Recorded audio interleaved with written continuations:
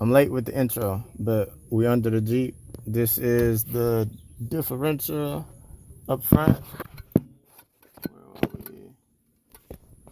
Where are we? Well,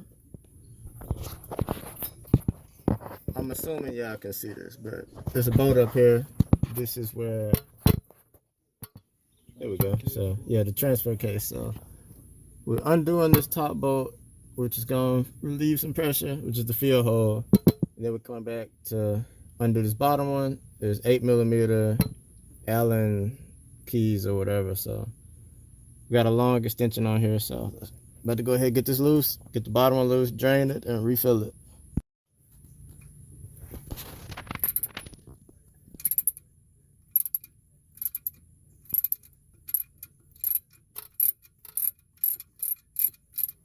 Alright, that's almost it.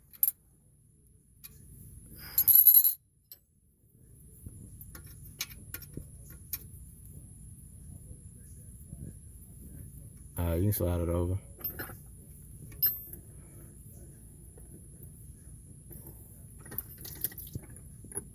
Yeah, that stuff warm too. Alright. Now just wait for this to drain out.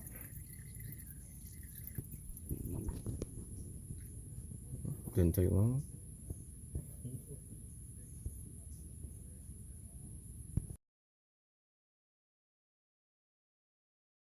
So before you put that fluid in, you'll need one of these, which just goes into the transmission fluid, and you kind of pump it in there, since you can't do it like oil and just put a funnel in there and just pour it because you're on the ground. So you got to pump it in with one of these. But I'll overlay the video of the actual thing over this part because we jamming over there and I don't feel like muting the music right now.